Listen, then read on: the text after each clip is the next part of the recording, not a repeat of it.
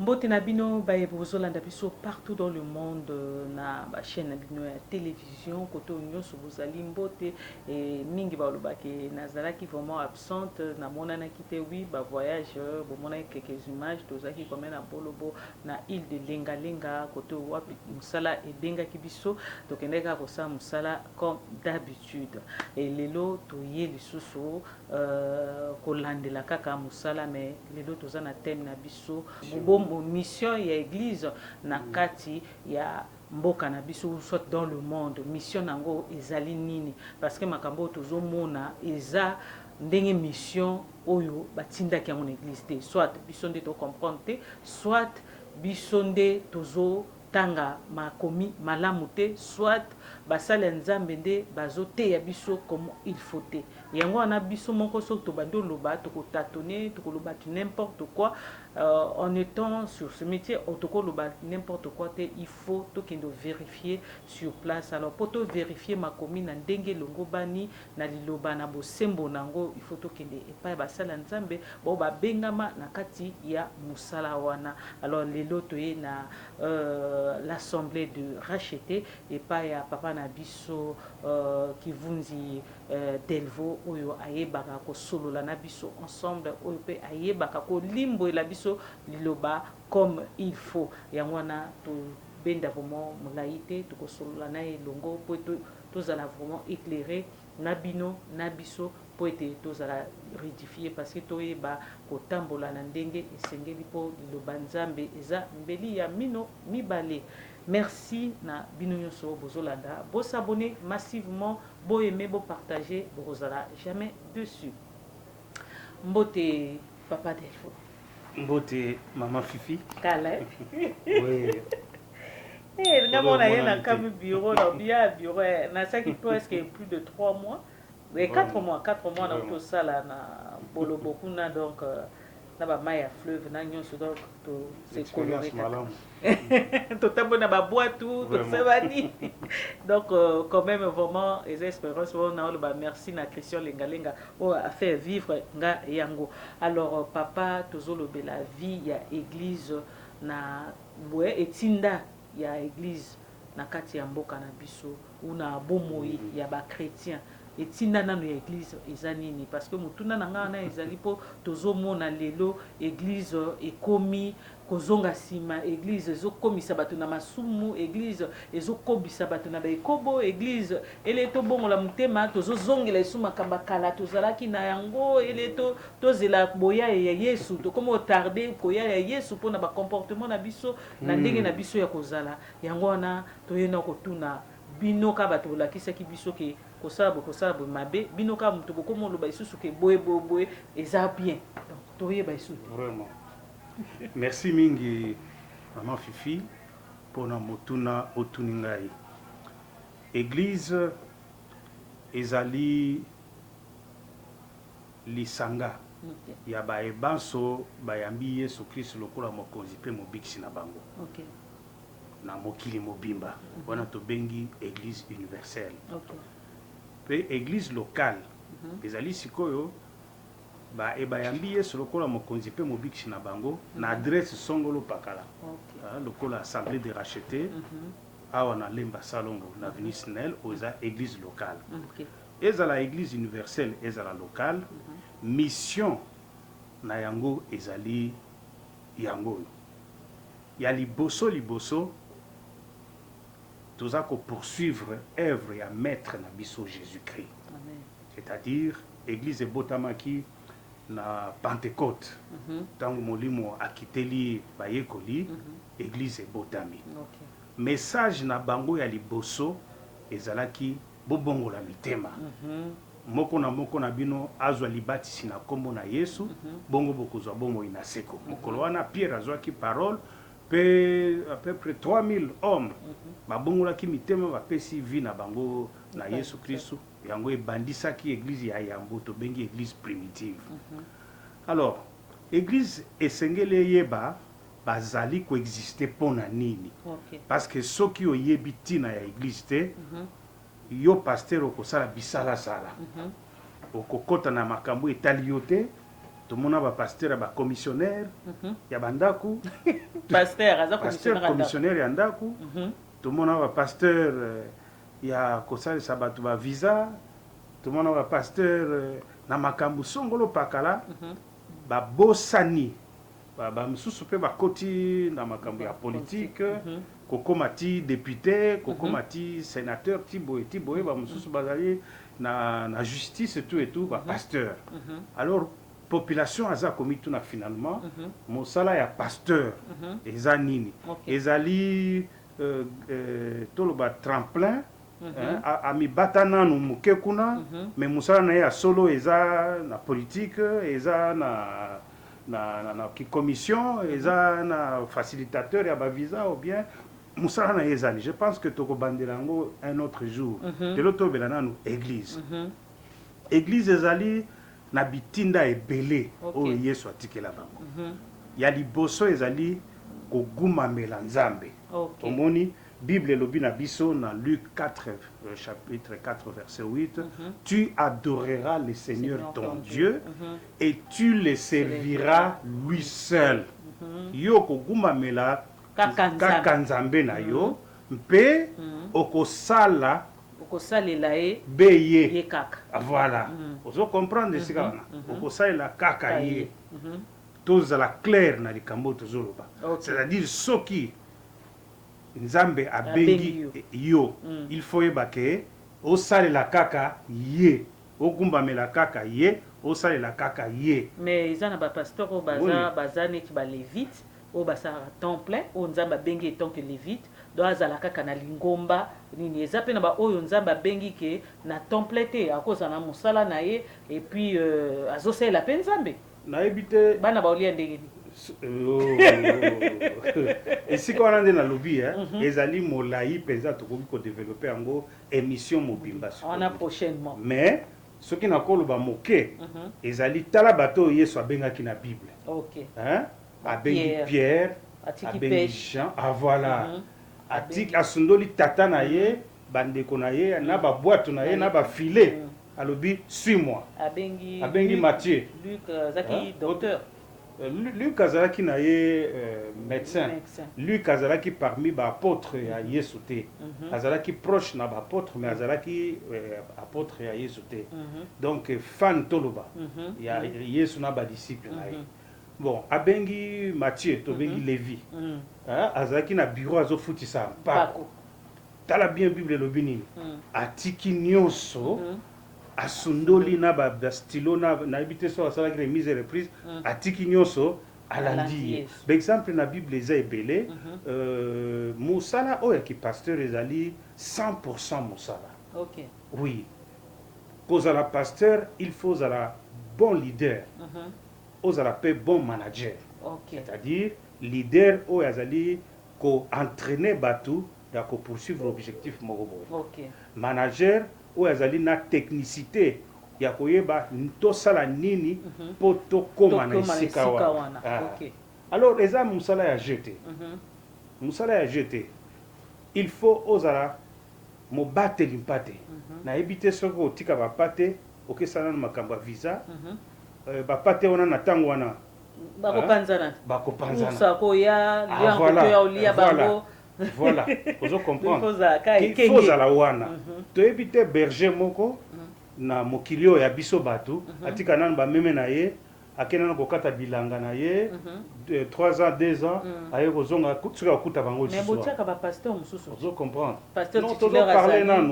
tozoparle nanu na pasteur principal ça veut dire que na délégation ya pouvoir na kati ya management to leadership ezali mais il faut dire que pasteur oyo abengami na kati na mosala na nzambe il faut azwa temps ya koformer avant adélégué ozomona il faut afandisa nanu bana wana bafanda bakoma neti ye ase photocopie na kati na bango nsima nde akoki kozwa un peu de temps ya repos tolobi te abandon mais temps ya repos de temps en temps akomi neti référence akomi mokomi ya balivre azotransmettre expérience ya bane asali na mosala ya nzambe c'est ce que nous sommes en train de faire mais abengami ezali tolobaka nini bazali consacré. Ok.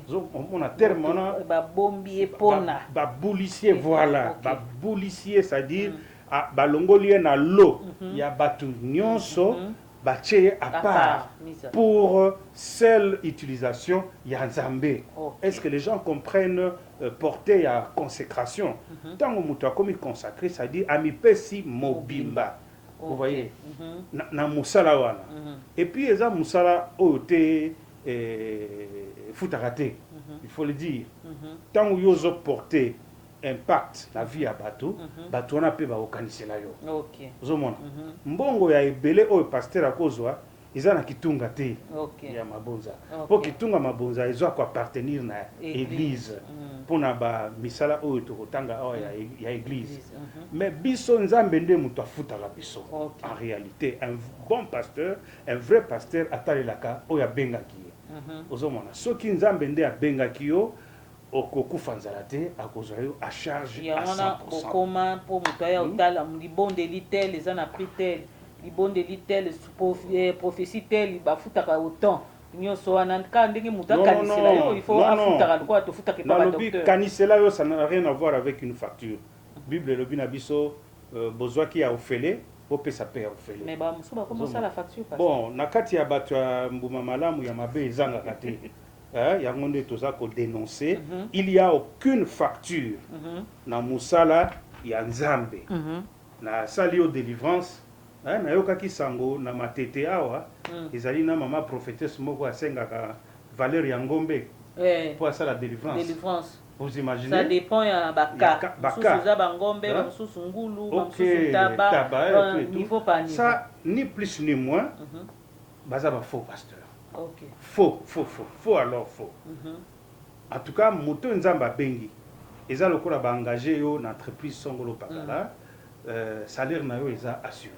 La Bible dit pour celui qui fait une œuvre, na Romains 4 verset 4, albine avec récompense na ye ezali indu, eza obligatoire pour na o eza ko sa batu.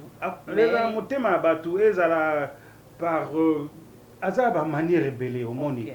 Moni mutema mutu ekozala touché ba grâce moko boye bako kabelo lopango bako peso mutuka bako zela yo en charge paiement à loyer na yo yo tikali kaka na service za moni ezali.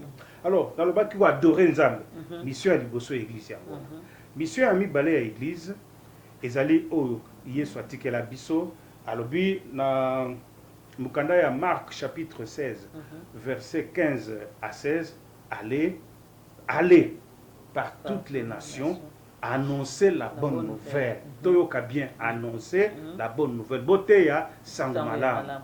Oyo akondimela. Pe akozwa libatisi akobika. Oyo akondimela te akosambisama. Donc musala na biso tongo pokwa il faut to mituna est-ce que tozana kati ya raison d'être ya église. Il y a but ya église. Oyo nazo sala. Yango nde Yesu atindanga na sala.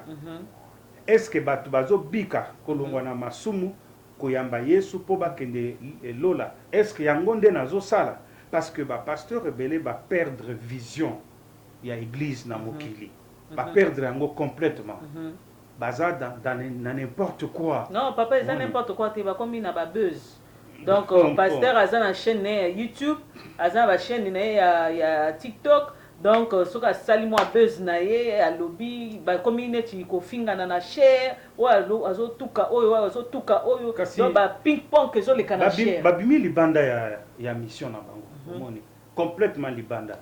À ce moment là baka moite mukoloba koloba nasala ki miracle pona na kombo na yo na bigisaki batu na kombo na yo Yesu ayebisa bango na yeba bino nanu te moni parce qu'il faut rester na musala oyo bazwela kiyo pour nzambe a récompenser yo kaloba na yo bon et fidèle serviteur entre dans la joie de ton maître moni ceux qui osa ailleurs maintenant olati toloba poso ya pasteur mais na libanda ozosala na yo makambo mosusu kokamwa te.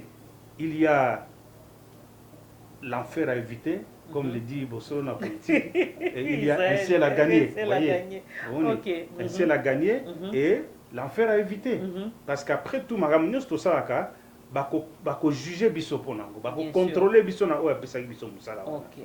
Bon, troisième mission ya église à part annoncer la bonne nouvelle et aller faire des disciples. OK. Non, pas faire des chrétiens, mais les disciples. Pour les autres, disciples. Disciples ou chrétiens.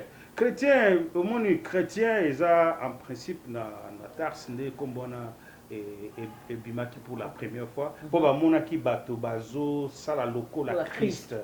Ba lobi ba o baza ba chrétien. Ozo mona. Ba lobi na bisote to gagner kaka, porter des fruits, non. Même tant que tindi bi abi bokende bo botambuma, mais alobi ba mbuma na bino eumela. Donc tout ça ka ba plein na ba église té, ka ba plein tonda ke tonda ka mais il faut ba baza so. Une église qui réussit, o yaza na kati ya mission, eza kaka plein té. Oui, il y a aussi la force dans le nombre. To boité, mais to lobi té ke ba plein nous seza mabe. Mais il y a un objectif église. Ko sala penza disciple, muto ya komi affermi. Oya koki ko banga nzambe ye moko, ata aza na kati ya esika pasteur azate, oya koki ko bwaka mabolongo asambela ye moko, afungola Bible, a méditer, a luka pe baninga mususu abenda bango na Yesu, c'est celui-là un disciple affermi. O toko tshela motema. Omoni, ezate toute la foule. Mais loko on appelle ça la peut-être faute na bino pe ba papa botangi sera biso parole comme il faut te bo mitika kaka loko nyonso ta na beli fièvre papa na fièvre boy bon chama bongo na assembly encore ba téléphone pe koma papa mwana zolinga kata mutema donc to tia trop croyance na biso na ba sala nzambe ke to tia epa nzambe. Non, quand tu as, comment dirais-je, foi, na mosali na nzambe eza mabete parce que bazar ba médiateur en quelque sorte entre nzambe na bato. C'est-à-dire nanzela nanga okoyoka nzambe na sens wana nde nazoloba so olingi nzambe alobela yo okokitisa micro oyo banda tongo ti pokwa okoyoka eloko te, mais il faut mutu moko autilize yango mpo maloba wana ndenge tozoloba boye ekomela batelespectateur na bisika nyonso bazali. Moko pe akoki kozwa enseignement par rapport na oyo tozoloba, moko pe akozwa bokebisi nzambe alobaka tantôt d'une manière tantôt d'une autre. Donc on a fukami na kati nda na sengi nzambe opesanga te ifona leka pa pasteur. Bon, il faut dire aussi que ba pasteur bazaka lokola ba raccourci. Soki ozana aza moto ya solo ya nzambe, aza lokola facilitateur. Tomoni na Bible Maman ya Samuel abondela bambula nyonso na silo na mobali na ye Kana. Mais moi naza koya te parce que nzambe nde mutaranda ki est stérile. Mukolo wana azu décision akokende komi bwaka na temple pe ko nde kolela. Eli sacrificateur aye akuti ye azolela bi mwasi masangati ero ko lekisango ta bi na langwete. Na langwete naza kosopa motema na ngai epa ya nzambe pasi leki ngai. Problème nini? Na botaka te. Mbanda na ngai asekala ngai sacrificateur alobi mbula oyo koya telema longola mai na miso mbula oyo koya oko simba mwana Samuel aye kobotama. Omoni ke na tango wana mosali na nzambe akomi lokola raccourci ya kopesa yo eyana eza na makambo mosusu esengaka eleka kaka par serviteur de Dieu.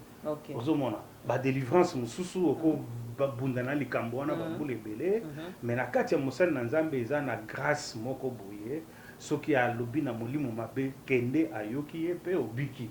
Mais wana pe kote boya ba faut pe ba komi ko bebisa sko lingomba pe ba bebisa peuple de Dieu ko ba yebike mutu kwa zolobiko il faut lekana sima musala nzambe alors que ozomona bozo bombela biso pe ba vérité mususu ko lakisa ke to sala boy to sambela bo pe saka mabolongo na yo rideau à temple et à temple c'est pas soukaki ça veut dire que mutu nyonso soka belele pa nzamba ko zwa pe lobiko na eza kaka bandimi oyo balingaka formation les tolinga to comme place wana dans le bibo sala ba disciple il faut mondimi pe alinga afanda na ban ba ebisa ye losambo eza nini ba condition ya koyoka ma ya losambo eza nini batanga ka bible ndenge nini lelo bandimi boni balingaka formation pour ba comme ba vrai disciple. De la même manière combien de pasteurs balingaka formation bato ba s'improviser na kati ya musala nzambe batondi ebele. La formation eza lokola transfert ya expérience. OK.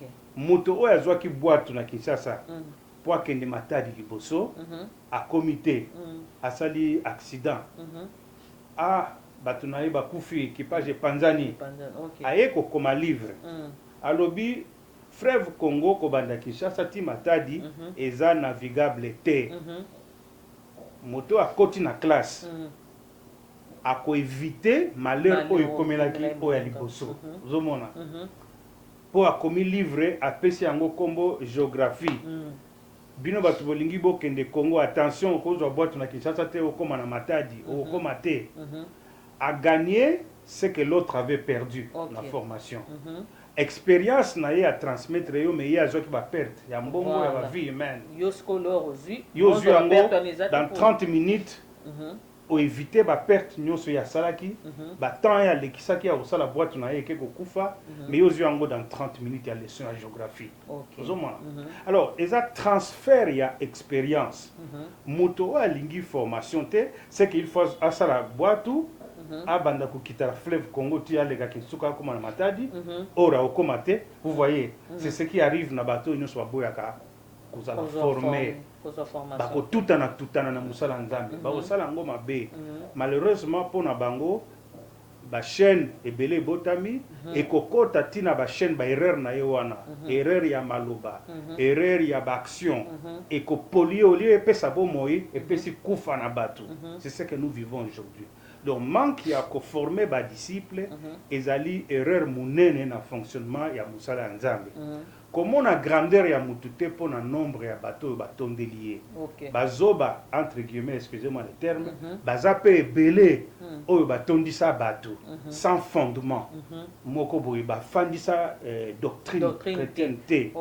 Mais par quelle magie lelo ko bengisa bato ebele eza ba moyen ebele ko utiliser média ako utiliser mbongo ako utiliser bakisi ba magie bakambo ebele voire même bato yo ba existera te ba fausse prophétie yango ba makiona wana tout comme na Afrique bakambo wana mingi za na Afrique ba pays ezo traverser ba misère ba lukaka koyeba pasi nanga ezo utawa entre temps mesana banganga voilà baza na culture wana ya totalisa totalisa bon ezape ba condition mususu ya bamboka o bavandeli ba pasi nyonso ezo utaka te esprit moko boye et tout na ba condition de vie soki oza na mboka o PIB produit intérieur brut production ya mboka ezali $1 na habitant par jour mais bato wana ba souffrir wana eza question ya tata lekite descendance te ba lien ya famille te mais na zwa diplôme place na sala musala eza te par conséquent na romela ti te je vais souffrir. Okoya na pasteur oyo aza informé te obanda nini yango non il faut to programmer délivrance bakoko na yo balien to briser ba hôtel to buka ba obikeko tout alors que ça mboka par exemple et cause la paresse na yo et cause na kambebele. Donc formation yango yeso lobi na biso aller faites de toutes les nations des disciples. Mais papa loko lobi point moko ya mboka nde ezotambola yango wana pe basala nzambe mususu ba mikotisipe na politique po bayeba ndenge nini parce que à partir ya kozala na kati bokoyeba pe ndenge nini bokoko diriger mboka ba politiciens baza kuna pona koyeba ndenge nini ya kosala pe ko sauver mboka na biso. Wana eza sous titre ya émission mususu luki ya pasteur na politique. Eliboso na ebisio ke à moins qu'à la bengamate. OK. Hein? Tu adoreras le Seigneur ton Dieu, tu le serviras tout ton cœur. Lui seul. OK. Ye kaka. Ça veut dire makasi nanga nyonso, mayele nanga nyonso, soki nzamba benginga, il faut na servir kaka ye. On a ko gagner ka ba âme. Ba âme, ko former bango, moni ba travail to tangi, ko former bango, ba koma ba teyi mususu. Ba gagner pe batu mususu eza mosala. Ba kopesa exemple Daniel asaila kinzambe na kati ya pembeni ya roi. Ba kopesa exemple Joseph asaila ki nzambe na kati ya royaume. Ba kopesa exemple nani lisusu David yemoko azaki musala ya nzambe akomaki roi. Donc ba exemple ne eza ebelo ba pasteur ba pesa ka po ba lakisake ko sala politique eza mabete. Bon yango na lobi so bokonzi na Israël mais azalaki prophète te sacrificateur te ozomona azalaki appelé ouin lokola basali ya nzambe te azalaki roi onction na ye ezalaki ya ki roi mais Samuel onction na ye ezalaki ya ki prophète mutu na kati na mosala ya nzambe azali na appel na ye ozo comprendre soki nzambe abengi yo lokola pasteur lelo oyo ntango molimo akiti na Pentecôte apesi badon oyo baza baserviteur ozomona toza na apôtre voir un apôtre ake kondima poste ya gouverneur c'est qu'ayebi te mission na ye eza nini ya oyo babengaki ye voir un prophète ake kondima poste ya nayebi te ya député c'est qu'ayebi te babenga ye mpo na nini mais okozala conseiller ya président nango nazoba nono nyonso wana tuna mokano ya nzambe tuna nzambe parce que soki ki conseiller wana ezozwa yo toute la journée ti 23 heures na cabinet tu ne sers pas ton Dieu de tout ton cœur, de toutes tes forces. À ce moment-là, il y a un problème. Il y a conflit. Vous voyez, il y a conflit, il y a responsabilité, d'intérêt, tu vois. Parce que Nzambe pe na côté na ya olingate, otika poste vide. OK. Hein? Okenda na yo parce que tu dois gagner de l'argent, vite le mandat va finir, il faut tozo nyonso tonduka après to ya ope mato sa Nzambe. Non. Bon. Et mon pasteur de vos autres babou peut-être pour yo pe ozwa ki grâce on a dit ko lelo so président lobi na lingo za la pembeni nanga okoboya parce que il faut ça la ka Nzambe. Na kobondela. Bonatala tant nini nga nazalaka libre oyo nakosa oyo wana mais soki eza ke ezozwanga tant nyonso nazomona na son église te avec tout le respect que je vous dois monsieur le président je ne serai pas capable de venir parce que ngai na uta na misala désobéir au président eza désobéissance te il faut kotalisa mutu disponibilité na yo ozo comprendre nga nasala misala ozomona oui, émission musuto soit qui témoigne na onde on tika ki misala natikaki misala pourquoi parce qu'il y avait conflit d'intérêt OK ozati na bureau na 18h bazozelo na 18h30 ozwa parole oteya na ba embouteillage qui ça wana na tango na ba embouteillage za ki boete olunga na CCZ kuna na époque wana wo ba moto pesa la été okomi na église moi 15 minutes de retard et puis aux autres na verset moi n'est pas frère cherche-moi la pêche miraculeuse rapidement il faut na te yango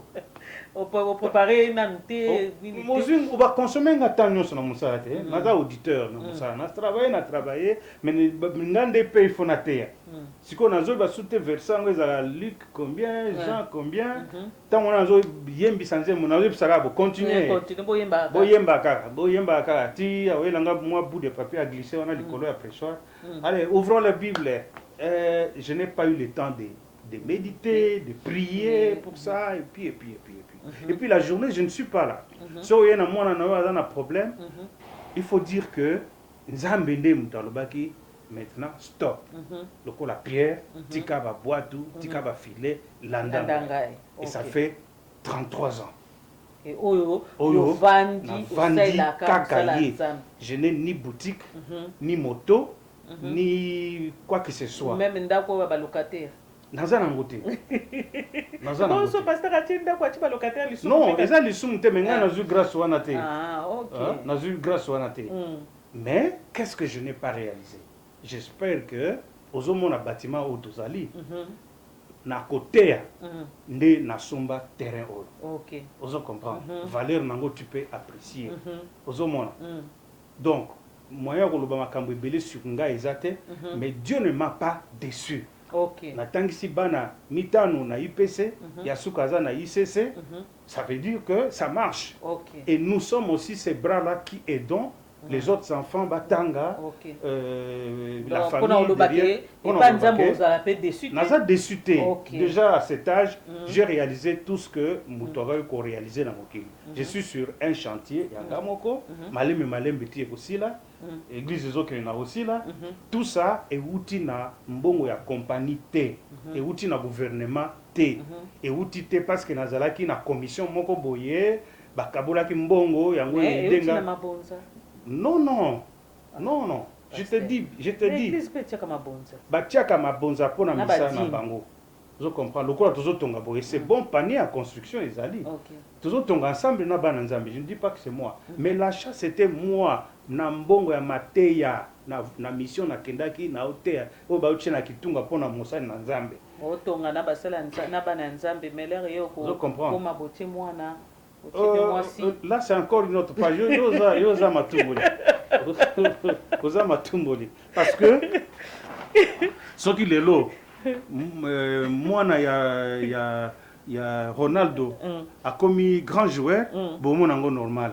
So mwana Messi a commis joueur ba mwana te bon mwana Ronaldo te lo a formé na kine équipe mususu esa zo bundisa papa na équipe na lobi bozo monango normal comme joueur mais ozo équipe mususu mwana musicien munene comme musicien bato ba obeta maboko côté mususu mais mwana pasteur comme pasteur problème. Vous êtes ancien, après moi, il y a ta deuxième. Non, et sa question, il y a appel. Est-ce que Nzamba bengi mwana wana? Est-ce que l'église endimi ministère nae? Parce que, sincèrement parlant, tous à la pas trop na rigueur na côté wana.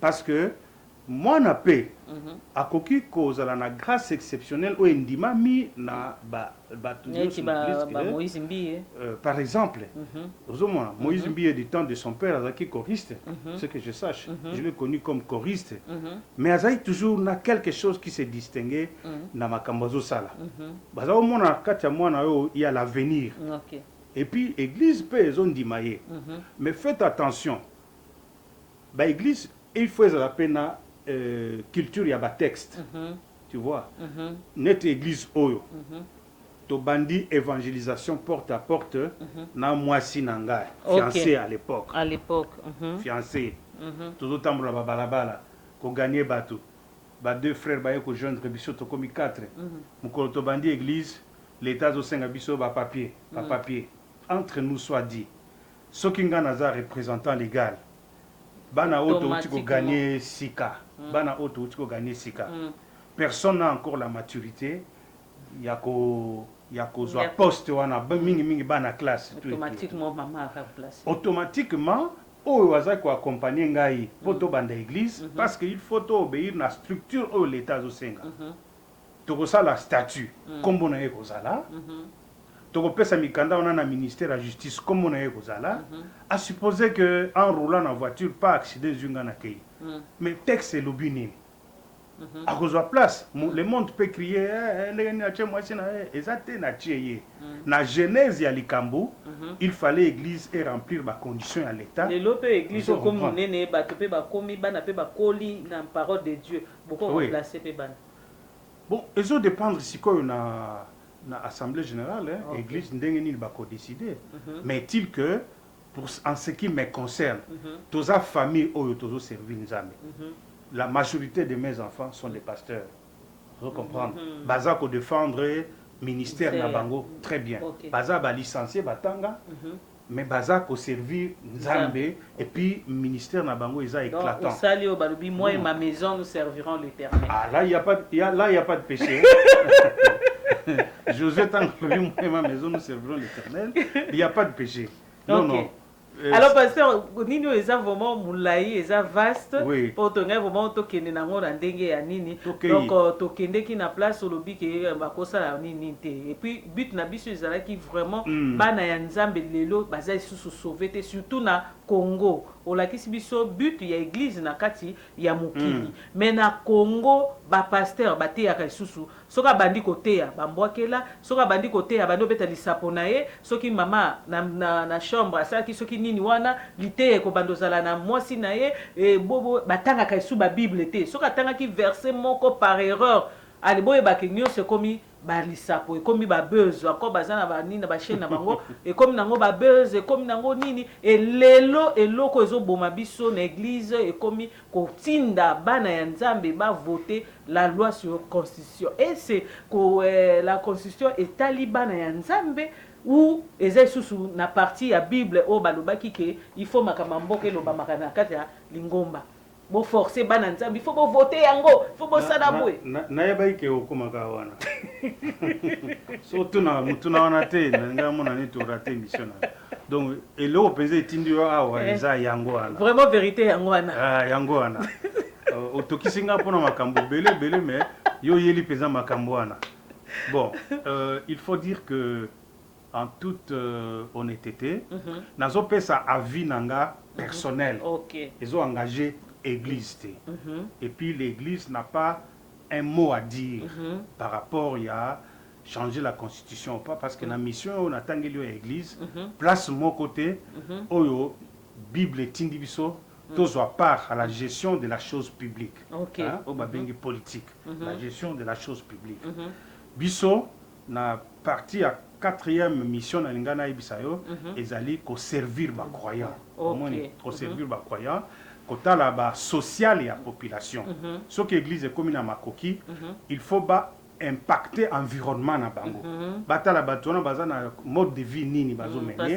Batela bango ata forage, ce qui m'a exaté basali bango ata forage, ata centre médical, kotela bango ata kelasi, omoni lokola ba catholique bazalaki koya, la missionnaire catholique na protestante, ici la totanga, bazalaki koya kokipe vie ya moto nyonso babengango l'évangile holistique, c'est-à-dire corps, âme et esprit à moto. Donc, on ça y kaka bomo à ses côtés, mais il faut attendre.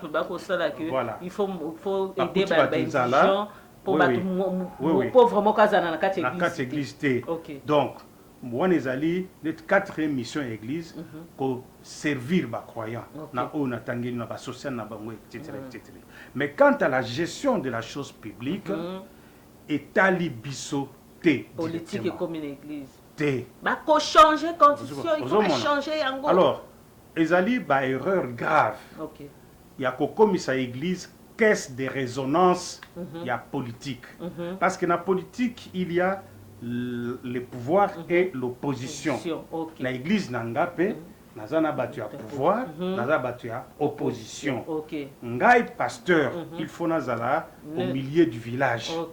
Parce que ce qui n'a eu part, il y a politique, n'a bomi église. Les lots au boko yebate, par conséquence, ni koya lobby, na vie à église. Parce que na tenga na logique y a pouvoir, topé na logique y a opposition. Ça c'est ma position personnelle. Mais na koki ko melisango, bana nzambe te. Imposer, on a commencé à imposer. Koki ko imposer yango bana nzambe te parce que dedans là-bas, qu'est-ce que je ferais na bateau bazan na pouvoir te? Ba oza bandiminanga ou bien te. Voilà.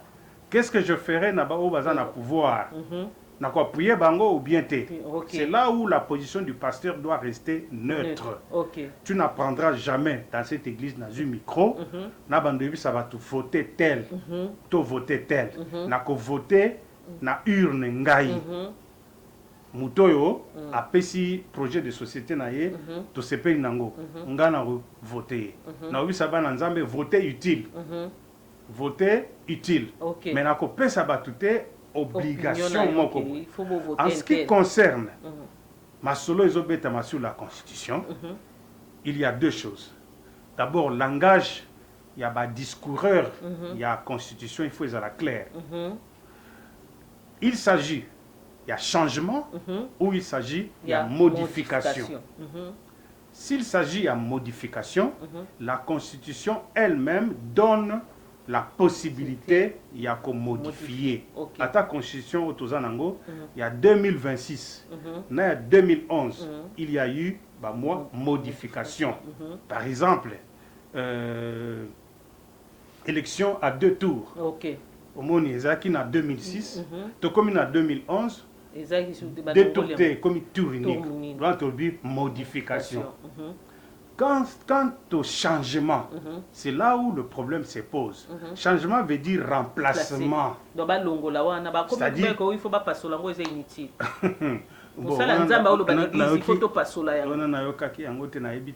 Donc, changement veut dire kolongola oyo ezali bo remplacer eloko mosusu. Des places nazo bisa ba ndeko ba pasteur topé bandeko baza pour le changement que il faut un débat de fond et ça les ba dévoiler biso. Qu'est-ce que on veut changer et pourquoi? Et pourquoi? Pona nini ba cria changement. En quoi oyo eza en place ezo ça frise bébé ça ainsi de suite soki article mosusu eza pona oteka mboka soki non naza constitutionnaliste te naza pasteur nazo pesa ba vie na ngai en tant que un analyste oyo aza intellectuel. D'accord. Mungu na yo engagé ka yo moko. Bon, nga nazo analyser boye na lobi soki eza na ba article ezo ko sala pasi ba ebisi biso ngo bota l'article oyo. OK. Et kozala na commission, heureusement président de la République a promis que commission moko a mise en place. Commission en gros la constituée, il y a opposition na pouvoir la carte bateau baza ko adorer ko bête la ya maboko il faut bateau pe bazo mona autrement baza la commission wana ba bisa bandeko bolingi to longo l'article oyo pona nini bolingi to effacer tableau constitution nyonso to remplacer mususu pona nini parce que ce qui n'a pas contenu te mais nazo beta maboko à ce moment là il faut que na mituna est-ce que naza normal. OK. Po ebele batanga bango te ba yebi ata constitution. Ba yebi ata article moko ya constitution te. Ba lobi kaka to changer ou bien to modifier. Il faut koyeba ozo linga o modifier nini, ozo linga o changer pourquoi. Vous comprendre. Ce qui ba yebi contenu nango na sima ya changement na ebiba mingi ba si je savais autant qu'on y est avant balingi ba remplacer nini à supposer que balobi parce que ba mingi ba constitution mingi sont taillés sur mesure ça veut dire tozo salango loko la costume ya docteur Delvaux bazu bataille nanga bon moi j'ai suivi le président de la République la conférence de presse sur la Soukalobi bon il est un homme d'État. Il veut composer un acte pour l'avenir. Mais mon problème se situe au niveau de contenu nini balingi ba toucher. Pour n'applaudir ou bien n'applaudir. Un homme sage doit savoir prendre ba décision en connaissance de cause. Yo yebinen nanute. Balingi ba sala kuna na kati nini bo pesi ya vie na yo soki ya vie wana eza mabe po na mboka vas-tu regretter ou vas-tu rester na kati ya position na yo c'est ça le problème donc oza na kwa ba liberté non je ne suis pas quand ba le prêt ou bien ba le prêter ngana za na lubino nazo sala ba analyse ya mayele kaka ndenge na mone la makambo zo comprendre na yebi kutute makambo ya quand ba le prêt quand ba les prêter problème nanga eza ba oyo bazo soki ba pasteur oyo baza ko loba to changer to modifier ba yeba nan contenu oyo eza na kati oyo eza na changement wana to na modification wana parce qu'il risque de regretter ce qui est qu'il na même tendance te au peuple alingi bango ba soutenir mokonza mboka po babi faut sambela pona mokonza mboka il faut zala mokonza mboka Bible impose biso to sambela pona mokonza mboka mais il faut peto poussa na ye s'il vous plaît chef quel article qui frise quel article qui fait mal avant que tous alana discours autre même na ba population na biso to yebisa bango eloko nini oyo ezo sala pasi OK pourquoi pe olingi ko changer yango parce que soki te ba omona biso bazoba omoni muto mayele akolinga yeba menu eza nini avant commander OK hein amenez-moi les repas au Sénégal dans un restaurant amenez-moi à manger non ba oyela yo cuisse ya grenouille oyo ba siso non je sais pas ce que je mange pas vous voyez donc par sagesse soki akolinga bengisa biso ba pasteur abi bon bo sunganga na musala o population non nabi lisolo na tata mokonzi alobi botala esika oyo constitution na biso ezosala pasi soki boko solola na bato bozokamba botalisa bango tala bisika oyo tolingi ko changer ou bien projet moko boye ya changement wana etiami na mesa ekomi na porter ya bato nyonso baoyo ba porteur ya discours ya changement to ba porteur ya discours ya modification bako utiliser pour na ko édifier population na bango parce que là quand tu me donnes le micro même si tu mets une arme par la constitution na yebite likamni nango constitution akala naza nango tina téléphone nanga ezali nazoloba projet ya oyo balingi ba changer soki na yebi yango te il me sera difficile de défendre à via changement topé à modification soki na yebi contenu nango vous comprenez? Si je ne me trompe pas, faciliter biso tâche. Ce qui vous en a cours, il y a commission ou bien quoi, bâtir la biso projet ya changement wana. Topé l'article ni vous allez modifier et copier sa biso discours. Ata muninga nanga tuninga bi non mon cher. To changer ango. Tala. Ngana zalaki na mesa wana to discutaki likambo ya changement on eza pona intérêt ya mboka eza intérêt ya homme d'état la biso to ya za président de la république alingi atiki la biso héritage ya malamu ba wana so ba to bindengo wana boyebi wana bokote ya même na ba église côté na non na côté na église c'est trop fort parce que ça ne fait pas partie de l'évangile. OK. Eza na programme moko te na culte. Il faut tout le bélamamba politique. Nazolobake à titre individuel. Je peux parler na ba ami nangai na quartier na vandi ou bien na ba discussion au côté magamba politique na ebi au moins intérêt nini ezana kat parce que là jusque là c'est fermé c'est flou. Nous ne savons rien de ce qui peut être changé ou modifié. Alors je garde ma bouche bée à ce moment-là. Je parlerai que ce qui n'a ebi contenu. OK. Alors, pasteur, aussi vraiment temps, la makambo ya église mokolo mususu po il faut vraiment bananzambe ba lendisama ponango alors pona kosukisa mwana ya suka ezani ni par rapport na émission na biso. OK. Ou conseil ni donc pesa na basala nzambe ba bungi nzela. Na habité suki ba bungi nzela ba bungi nzela je parle de ce qui otuninga va passer ba bungi nzela ba longwe na doctrine. OK. So na au parlinga va passer ba bungi nzela yeza ba o bazote ya susu sango malamu te na o yeso atikela biso. Bon ce qui zali ba o ba pesi point de vue na bango concernant la constitution na koyebisa bango bazongela mutu oya bengisaki bango abetelaki bango lisolo ya modification to changement ayebisa bango contenu nini tolingi to changer parce que après échéance politique et tout, il y a une vie que l'Église doit continuer à mener. Et vie à l'Église et continuer à mener et qu'on dépendre na à vie au pasteur azozoa ozomona akoki ko introduire toute une communauté na kati ya pasi. Topé après comment ba bouke église akoki ko introduire communauté mobimba na kati pe ya esengo. Toyebite nini eza na motema ya bakonzi ya ba législateur et tout malamu ba yebisa biso balingi ba modifier pourquoi balingi ba changer nini ba article nini oyo ezo bebisa to pe ezo kangamboka mais kaka boye kozala difficile basali na nzambe to ba na nzambe ba adhérer nango kaka boye. OK, merci. Alors papa, il fallait qu'on paie sa adresse à l'église parce que toi comme on a changé l'église ni belé déjà alingi assemblée, alingi église, alingi nini. Donc on paie sa adresse et que ça là vraiment plaisir. Nazali représentant légal, il y a assemblée communauté Tobengi, assemblée des rachetés. Siège nango izali na avenue Snell numéro 5 na Lemba Salongo.